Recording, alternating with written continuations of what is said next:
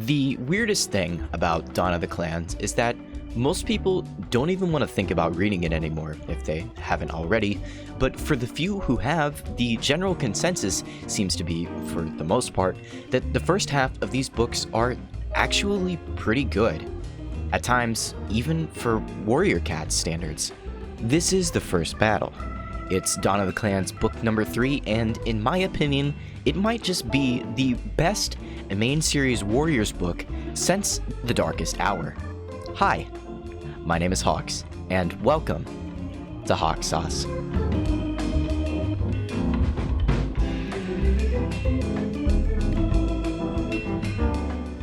From Chapter 1, we now follow the perspective of Clear Sky, the series antagonist, as well as brother to and father of Greywing and Thunder, respectively, his now fellow point of view characters.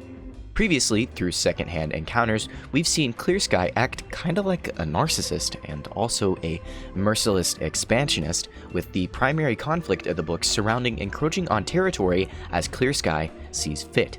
And now, for the first time in any main series Warrior Cats book, we're getting to see the inner workings of this villain's mind as a recurring point of view character, something that the authors have all but strayed away from up until this point. And thankfully, in his perspective, none of what made him that character prior is lost.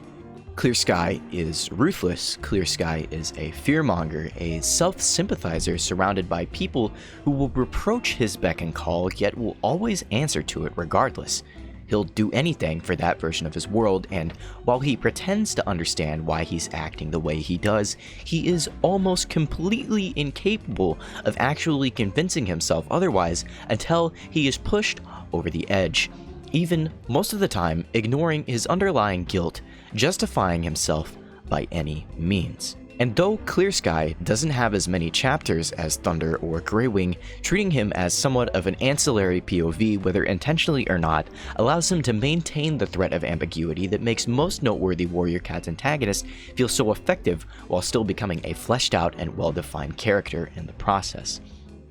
Of course, you might start to wonder what Clear Sky is really up to, but these gaps between his chapters are given so that we as the reader have to draw our own conclusions about him, while still allowing the rest of the story and overarching plot elements to unfurl in a natural and organically occurring way. But outside of Dawn of the Clans, the Aarons never approach writing a book with multiple POVs like this again, making this a truly one-of-a-kind and unique marvel of the series. Beyond the characters, beyond the plot, fundamentally this book is so different to what's come before it, and even most of what's come after, all because of this choice. Chapters aren't structured like characters are constantly fighting for your attention in the formulaic revolving order that the main books have defaulted to. Instead, it's about how all of these moving parts come together to make up the story, how these things make up the book. This book is already breaking boundaries for Warriors, but what would a good book be without a good story? Tensions begin to arise as Greywing's campmates grow uneasy and distrustful of Clear Sky and his boundaries. While Clear Sky has yet to do much to put himself directly in their opposition, he's willing to do whatever it takes to strengthen his territory, though he expresses no ill intent to overthrow the Moor and Greywing's leadership. Still, in absence of this information, Greywing's camp finds it within their best interest to be able to defend themselves were such an invasion to occur, and some of them begin battle training. Quote from Windrunner, "The sooner we make a stand, the sooner he'll understand." Personally, Greywing doesn't think his brother would ever have it in him on part of their shared kinship, but he vows to keep the peace, even if it means putting himself in danger. And in the culmination of it all, outsiders come bearing news of Greywing's supposed preparation for war, and Clear Sky is not happy. From the subplot to the battle that's the namesake of the title of the book, almost everything about the first battle just works. It's tense, it's shocking, I can't even begin to even put into words just how far this book is willing to go to take that extra step, because there are no rules. There's not even a warrior code to tell them that murdering each other is wrong. You could argue that the real importance of the warrior code is up for debate, yet something so basic about their society is just completely thrown out the window. You never know what to expect because the characters don't know either. The simplicity in its version of the warrior's world allows for the universe to be explored in ways that challenge what it really is, while still keeping most of what made it interesting and building upon that at the same time. Die-hard fans will recognize the callbacks and be able to piece together the bits of lore that became what Warriors is as we know it today, and those who maybe took a break are given an easy point of re-entry as they get to relearn the world all over again along with the characters. It's something familiar, but almost something entirely new. And to me, in my eyes, that makes these first couple of books the perfect prequels for the series, even in spite of their problems.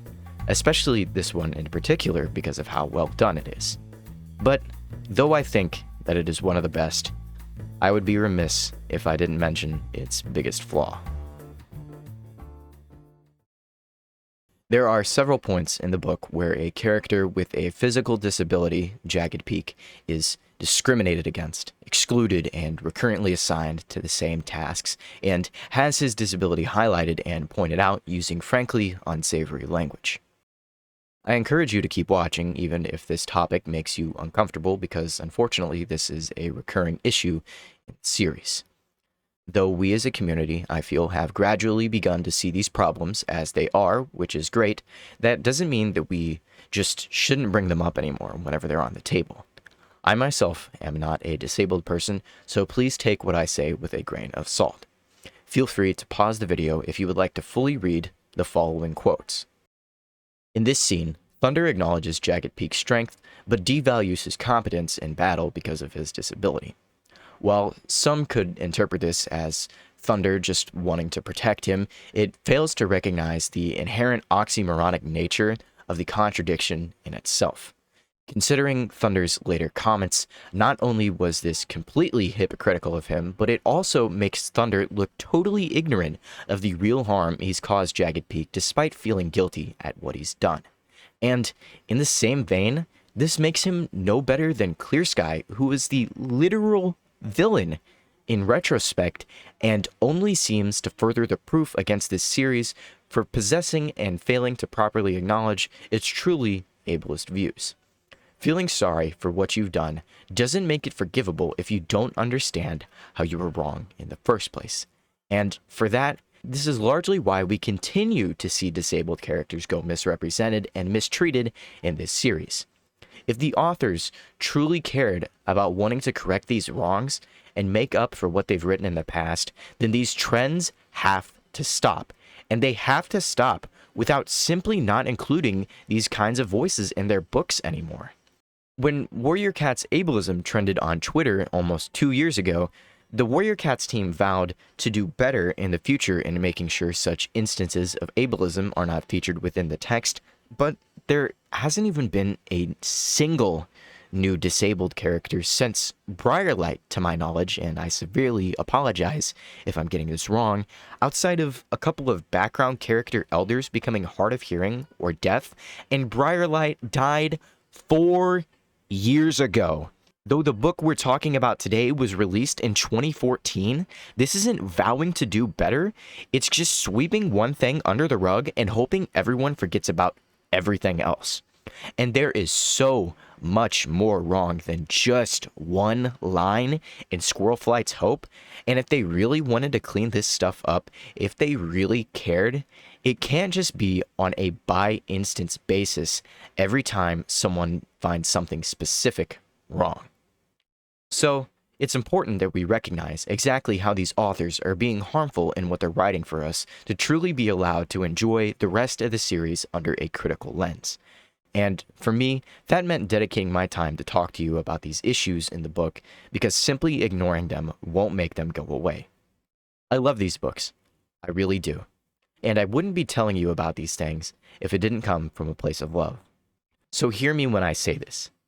Do not be ashamed to like what you want to like, but do not be afraid to point out its wrongs.